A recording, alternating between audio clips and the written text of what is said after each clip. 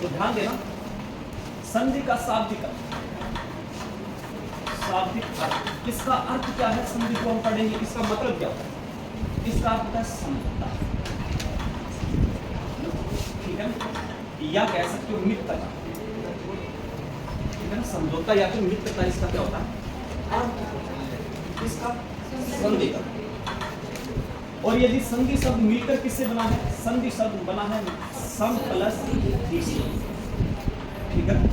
और यदि मैं इसके विलोम की बात करूं, संधि का विलोम क्या होता है, तब आपका जवाब क्या होगा, विच्छेद। और ध्यान रखना इसका विग्रह भी चलता है, ठीक है। तो हम कह सकते हैं एक शब्द के दो विलोम हो सकते हैं, ठीक है। संधि का शाब्दिक अर्थ मित्रता या समझौता, सम प्लस विषय संधि शब्द बना है, और इसका विलोम क्या होगा, विच्छेद या विग्रह क्या होगा, इसका विलोम। अब देखिए संधि कहते किसे हैं, इसकी परिभाषा क्या है ना, यानी संधि की परिभाषा क्या होती है, तो वो हम समझते हैं, हमें करना क्या है। परिभाषा को समझने से पहले कहानी को समझो। ये कहानी हम हर एक संधि के प्रकार में प्रयोग में लेंगे, या फिर कह सकते हो हर एक एग्जाम्पल में ये, और कह सकते हो आप तो आप ढांचा पढ़ेंगे या बेसिक चीजें पढ़ेंगे, या हर एक उदाहरण में हम जानेंगे। जब आप लोग समास पढ़ रहे थे तब मैंने एक बात बताई थी, क्या संधि हो चाहे समास हो, इन दोनों में एक बात कॉमन रहेगी। वो बात कौन सी है कि इनमें कम से कम कितने शब्द होने चाहिए, दो शब्द होंगे तभी समास होगा, दो शब्द होंगे तभी संधि। एक शब्द से न संधि होगी न ही समास, ठीक है। एक शब्द मानकर तो इधर रख दिया और एक शब्द रख दिया इधर, बीच में आएगा प्लस, और संधि में इसको वैसे भी उसको धन बोला जाता है, ठीक है। थोड़ा तो लोग इसको प्लस बना, ठीक है, कोई बात नहीं, आप प्लस भी कह सकते। ये साथियों अपना पहला शब्द है, और ये होगा अपना कौन सा, दूसरा शब्द। और संधि के लिए कितने शब्द होने चाहिए, दोनों हमें मिले, एक इधर और एक इधर, यानी एक प्लस से पहले एक प्लस से बाद। अब करना क्या है, संधि किसके बीच होगी, ध्यान रखना संधि ना वर्ण स्तर की प्रक्रिया है। संधि में वर्णों का योग होगा और समास में शब्दों का योग, बस यही दोनों में मुख्य अंतर है। संधि और समास में अंतर क्या है, संधि वर्ण स्तर की प्रक्रिया है और समास है ना ये शब्द स्तर की प्रक्रिया है, यानी समास में शब्दों का योग होता है और संधि में वर्णों का योग है। अब वर्ण कौन कौन से, ये प्रथम शब्द है ना, इसका एक वर्ण उठा है यहाँ से, ये है इस शब्द का अंतिम वर्ण यानी लास्ट वाला वर्ण, ठीक है। ये शब्द है अपना दूसरा, और दूसरे शब्द का यहाँ से स्टार्टिंग वर्ण, तो ये प्रथम है। ये दोनों वर्ण है। हमें क्या करना है, दो शब्द मिलेंगे, पहला शब्द और दूसरा शब्द मिल गया। पहले शब्द का हमें अंतिम वर्ण लेना है, दूसरे शब्द का हमें प्रथम वर्ण लेना। अब इनका कर देना साथियों हम क्या, योग, ठीक है। योग होने के बाद यदि आप कह रहे हो सर बदलाव हो रहा है या परिवर्तन हो रहा है, तो वहां पर संधि हो जाएगी। बस यही है संधि, और कुछ नहीं है। क्या करना है कि दो शब्द होंगे, दो शब्दों में दो वर्ण निकालने हैं, कौन कौन से, प्रथम शब्द का अंतिम वर्ण और दूसरे शब्द का प्रथम वर्ण, और इनका हमें योग कर देना। योग करने के बाद बदलाव होगा, उसे क्या करेंगे। तो ये कमी आप थोड़ा सा ध्यान रखना, क्योंकि संधि में यही होगी का, और यहीं से हम परिभाषा बना लेंगे, ठीक है। परिभाषा क्या होगी कि दो वर्ण कौन कौन से, प्रथम शब्द का अंतिम वर्ण, दूसरे शब्द का प्रथम वर्ण के मध्य हमें योग करवाना है, और योग करवाने के बाद यदि परिवर्तन हुआ तो वहां पर संधि होगी, ठीक है। तो मैं परिभाषा लिख देता हूं क्या, कि यदि प्रथम शब्द का अंतिम वर्ण, ठीक है ना, अंतिम वर्ण है ना, वह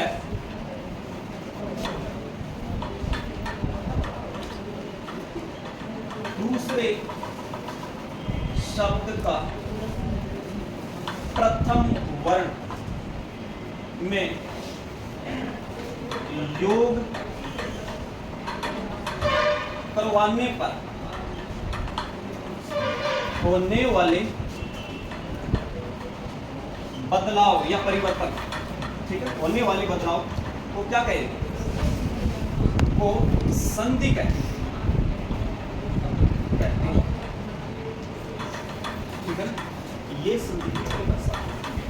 दो वर्ण है, इन दोनों वर्णों के हमें क्या करना है, इनका योग करवाना। योग करवाने के बाद परिवर्तन हो गया तो संधि। ठीक है ना, समझ गए कहानी को आप। और एक बात और, ये आ भी सकती है और नहीं भी आ सकती एग्जाम में। यदि आप LDC या फिर RS SI के कोई विद्यार्थी या तैयारी करना चाहते हैं, उसके लिए यहाँ से क्वेश्चन बन सकता है। क्या, ध्यान देना कि आपने दोनों वर्णों के मध्य योग तो करवा दिया, इन दोनों के मध्य आपने योग तो करवा दिया, और योग करवाने के बाद साथियों क्या हुआ, बदलाव नहीं हुआ। यहाँ पर बदलाव हो गया तो संधि है, और बदलाव न हो तो क्या हो जाएगा, संयोग हो जाएगा। एक जगह संयोग हो रहा है, एक जगह संधि हो रही है, एक जगह संयोग हो रहा है, एक जगह संधि। क्लियर नहीं है क्या, है क्या?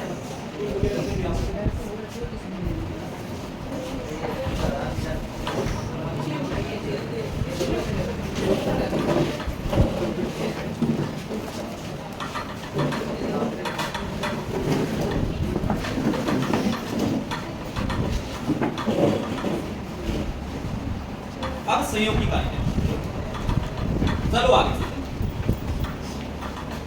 दो वर्णों के मध्य योग करवाने पर यदि बदलाव हो जाए तो वहां पर क्या होगा, संयोग।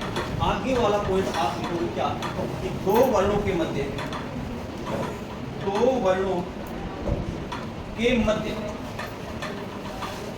योग करवाने पर यदि कोई बदलाव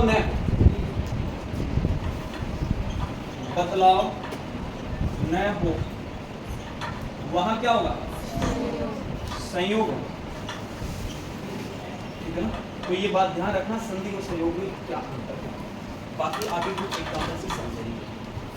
किसी को कोई दिक्कत, यहाँ पर हमने कुल मिलाकर 5 बातों का जिक्र किया, जिसमें 3 बातें हैं छोटी छोटी और 2 बातें आप कह सकते हो थोड़ी सी बड़ी।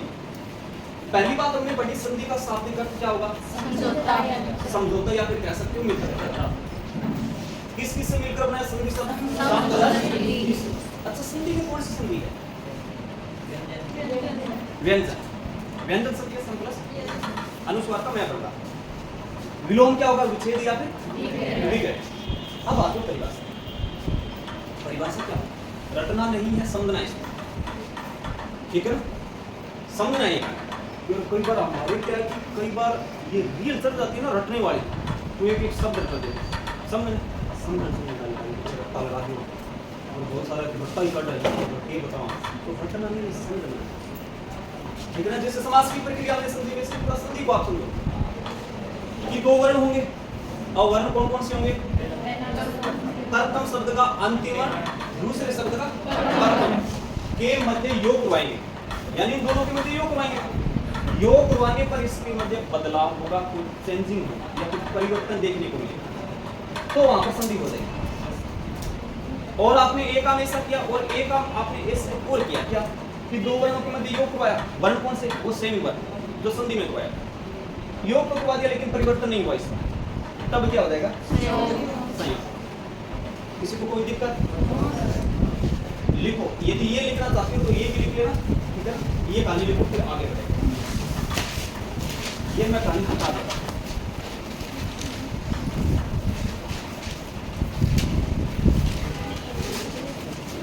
ध्यान देना, आगे वाली कंडीशन, आगे है साथियों प्रकार, यानी कितने प्रकार होंगे, 3। ध्यान रखना, यहां से डायरेक्ट क्वेश्चन बन जाते हैं 20 किसी वालों आपके लिए। प्रकार कितने, 3।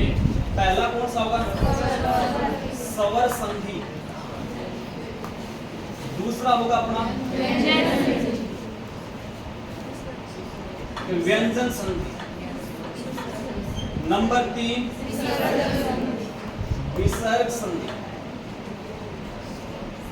ये संधि के कितने प्रकार हो जाएंगे, 3 प्रकार होते हैं। अच्छा मेरे को ये बताओ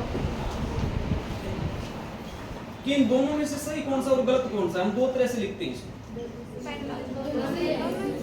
दोनों सही, बिल्कुल दोनों ही सही, दोनों ही सही।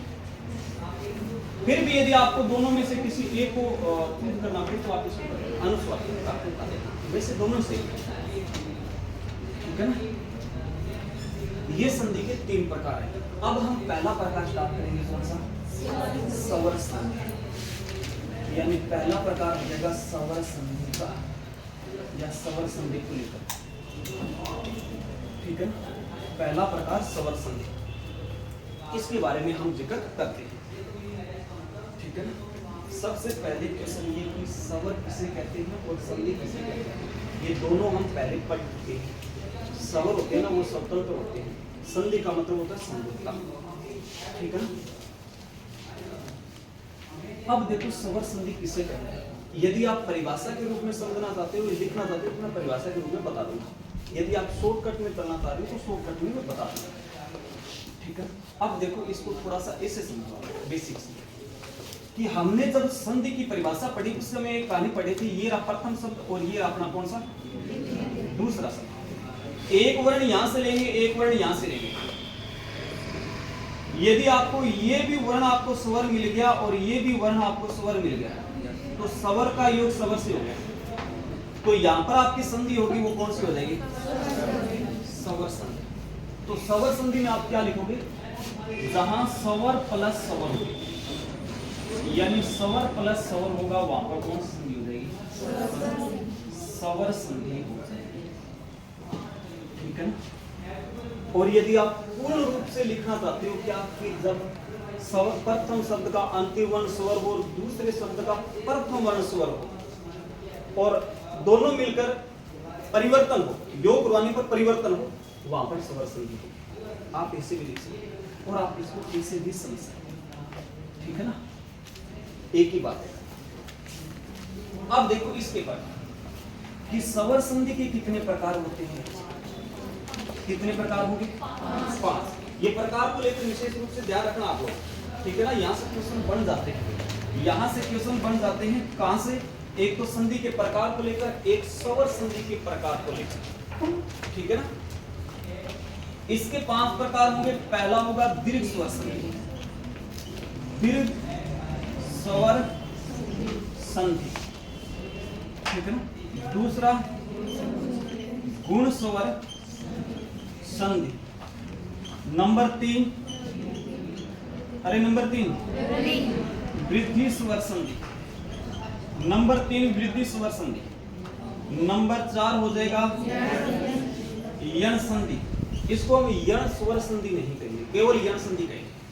संधि का प्रकार, स्वर संधि का प्रकार दूसरा, लेकिन यण स्वर संधि से नहीं कहेंगे, केवल यण संधि। आयाति संधि, ये प्रकार है स्वर संधि की। आप ध्यान विशेष रूप से प्रकार से आप बात ध्यान रखना बढ़िया से कि 3 प्रकार कौन कौन से और 5 प्रकार कौन कौन से, ठीक है ना। डायरेक्ट क्वेश्चन बन जाते हैं प्रकार को लेकर। समझ में आई कहानी? किसी को कोई दिक्कत? बाकी इसमें समझने वाली कोई बात नहीं है, बाकी ये तथ्य है जिसको हमें ध्यान में रखना पड़ता है, ठीक है ना। इतनी कहानी को फिर हम आगे बढ़ेंगे दीर्घ स्वर संधि की।